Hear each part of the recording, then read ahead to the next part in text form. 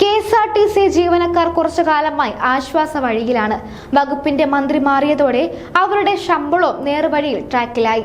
തുടർച്ചയായുള്ള മാസങ്ങളിൽ അവർക്ക് 1-ാം തീയതി തന്നെ ശമ്പളം ലഭിച്ചു. ഇതോടൊപ്പം പരിഷ്കരണങ്ങളുമായി കോർപ്പറേഷൻ മുന്നോട്ടു പോകുന്നു.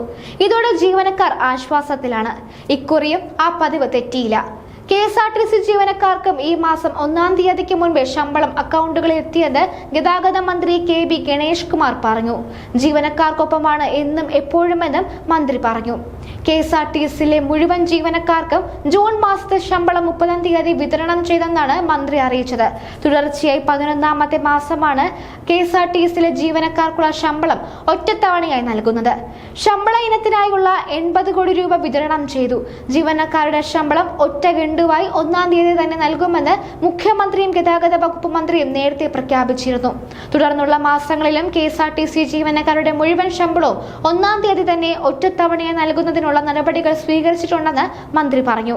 അതേസമയം KSRTCക്കായി പുതുതായി നിരത്തിലിറങ്ങുന്ന പുതിയ സൂപ്പർ ഫാസ്റ്റ് പാസഞ്ചർ ബസ്സുകൾ ഓടിച്ച ഗതാഗത മന്ത്രി KB ഗണേഷ് കുമാർ ഫേസ്ബുക്കിൽ ചിത്രങ്ങൾ ഇട്ടിരുന്നു. മന്ത്രിയുടെ ഔദ്യോഗിക ഫേസ്ബുക്ക് പേജിലാണ് മന്ത്രി ബസ് ഓടിച്ചു നോക്കുന്നതിന്റെ ഫോട്ടോ ഇട്ടിരിക്കുന്നത്. ഫോട്ടോയ്ക്കൊപ്പം ഉടൻ വരുന്നുവെന്ന് ഇംഗ്ലീഷിൽ കുറിച്ചും ഇട്ടിട്ടുണ്ട്. ഏറെക്കാലത്തിന് ശേഷമാണ് KSRTCക്ക് സ്വന്തമായി പുതിയ ബസ്സുകൾ നിരത്തിലിറങ്ങുന്നത്. അടുത്ത കാലത്തായി ഇറങ്ങിയ ബസ്സുകളെല്ലാം KSRTCയുടെ തന്നെ ഉപകമ്പനിയായ ഷിഫ്റ്റിനായിരുന്നു നൽകിയിരുന്നത്.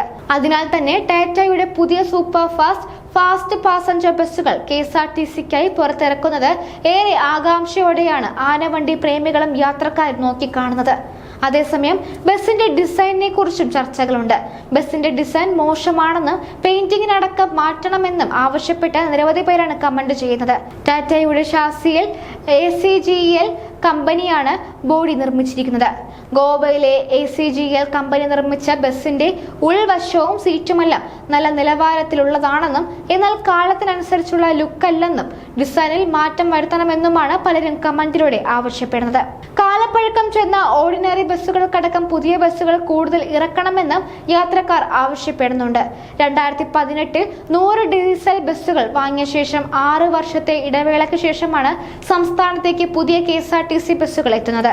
2ാം പിണറായി സർക്കാരിന്റെ ഭരണകാലത്ത് വാങ്ങിയ 434 ബസ്സുകളും ഷിഫ്റ്റിനാണ് നൽകിയത്. ഇപ്പോൾ പുറത്തിറങ്ങുന്ന ആദ്യ ബാച്ചിലെ 80 ബസ്സുകളിൽ 60 സൂപ്പർ ഫാസ്റ്റും 20 ഫാസ്റ്റ് പാസഞ്ചറുമാണുള്ളത്.